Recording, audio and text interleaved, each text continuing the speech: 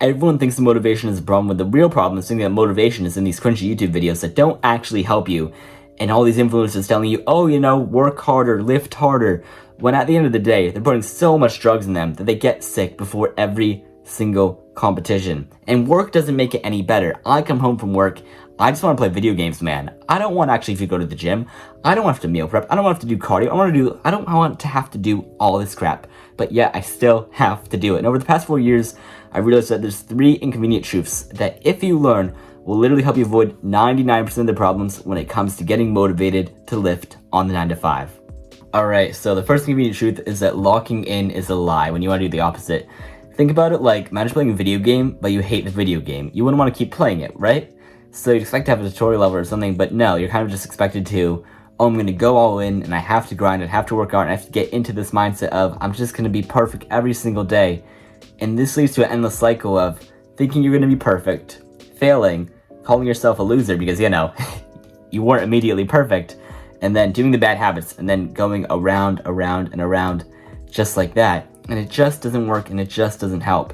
So what I found to be super helpful, at least for me, is just choosing, instead of saying I have to go to the gym today, instead of saying I have to do an ab workout, just say, okay, can I just drink some more water today? Can I just, go on a small 10-minute walk today? Instead of thinking, oh, I have a 60-minute workout ahead of me, this is my first time working out, super stressed. All you want to do is just say, okay, can I just do 10 push-ups really quickly? Boom, you do that, tomorrow do 20 push-ups, and then after that, then go to the gym for just 10 minutes. Small wins like that acts up. Because what I realized is that action breeds clarity, right? We can always go out and we can say, oh, I'm going to go there, and I'm going to do the hard work when I don't feel like it. But if you haven't done the hard work before, it's going to be a lot harder than just putting up the small reps, just building your own little tutorial level. Okay, I have a week of experience of just going for walks and doing push-ups and drinking water. I've just drank water for a week, which means I could probably hit a 10-minute gym workout. It's a lot easier to keep that going. And now I'm the kind of guy who is healthy. I'm the healthy guy that, I'm the healthy guy that goes out there and does the hard work and doesn't feel like it, instead of forcing yourself to go from doom scrolling and staying up watching Instagram Reels until 3 a.m. to going to the gym, because that doesn't work and that isn't actually fun. So first thing is avoid locking in at all costs. Second is that the 9 to 5 is literally designed to keep you tired. So when it's the end of the day and you're like, oh, I sure am tired. I'm so excited to hit gym today. Just know that the fact that you work in a cubicle, or maybe you work at a restaurant like I do, maybe you're a student, it's designed to keep you tired. So that feeling of, oh, I'm tired, that is completely normal. That is not you. You are not, you aren't destined to never lift ever again because you're tired. That is a really normal part of life. And we're told a lot of the time as we grow up, oh, tired is bad, having to work is bad. But honestly, it's like the action breeds clarity, Unless you go out there and you do the small reps first, then you won't know that you can actually go out there and work when you're tired. So there was one day when I was coming home from the gym and the music was dead. It was a Sunday. I just came from working 8 hours on the line. The music was dead, and I had to hit legs that day, and it honestly really, really, really sucked. So what I started doing is I grabbed my phone and I started playing some Ibiza music, just some DJ music.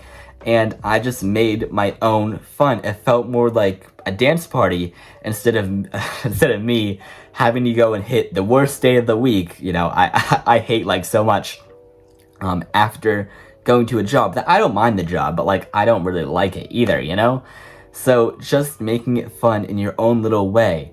Back to the, not trying to force yourself to lock in. If you're really dreading a workout, add something you like to do. If you're like, I like arms, just add another thing of arms, Still hit the legs, still hit the abs, the shoulders, whatever you have to hit. But just make it work and make it fun for you. You don't have to do the exact perfect routine that is optimal, because what's optimal is just you starting. That's what's optimal. All these people that are on trend and are telling you, oh, this is the optimal workout routine. I take peptides, I take steroids, blah, blah, blah. What's optimal is you just starting out, getting the reps in, and then after you're good at it, then add more. That's how you build motivation, is just by knowing that you can do it. And oh, I'm motivated because I can do more. It's fun like a video game. I'm leveling up in real life. And yeah, I can actually do it, you know? And the third inconvenient truth is that you actually get more, you actually lift more and get shredded more by working out less. So what I found out is that when I started out, I loved ab workouts. I did a bunch of ab workouts. So I literally just like watch David Goggins on my phone. I put it right next to me. I sit on like the floor of my living room and I do my Russian twists, my planks, all that good stuff. And my abs didn't grow for like 3 months. I tried to get abs, and I followed all these videos, and I did everything I could. I was so desperate to get abs. And, you know, I had abs, but those aren't abs. Those aren't the big, juicy, plump muscles that you want, you know? So what I found to be super helpful is reframing my mind of, okay, maybe just doing more isn't what's actually needed. It's good, that mentality of, oh, you know, if I work harder, I'll get more reps in, and then I'll be able to get good at it. That's a good mindset, but there's a difference between doing endless quantity and having a good workout, you know? So whenever you're doing it, don't treat certain muscle groups like, oh, if I do 10,000 bicep curls, my arms will get bigger. No, that's just you wanting something more than in your brain, your heart gets ahead of your brain. So just focus on, hey, you know, maybe more isn't the right answer. Maybe I don't need to do more. Maybe I need to take a second, step back, change how I'm gonna fight the monster.